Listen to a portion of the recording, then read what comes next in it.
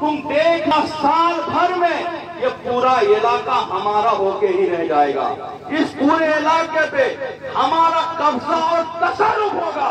तो उस वक्त उसने कहा, हजरत फरमाइए क्या फरमाते हैं? तो उस वक्त देवबंदी के सबसे बड़े मौलवी ने कहा, तुम जितनी रकम लाए हो वो रकम यहाँ दे दो, उस पैसे से हम यहाँ एक ऐसा मदरसा कायम कर देंगे, यहाँ के फारिगिन तबलीग इस तरह करेंगे, सारे बरेलवी को हम देवबंदी वक्त में शामिल और हासिल कर लेंगे।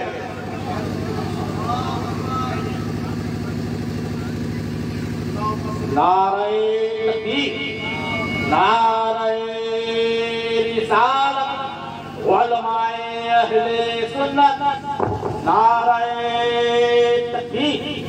अब आइए हज़रात मोहतरम, मैं इस वक्त दरबार शाहिद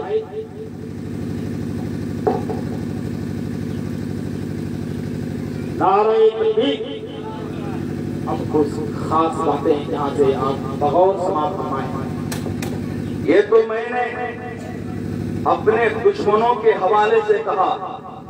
अब आइए जिन्हें हम अपना कहते हैं, जिनसे हमारा ईमानी और इस्लामी रिश्ता है, वो हमें तोड़ने के लिए किस कदर सरगर्म है।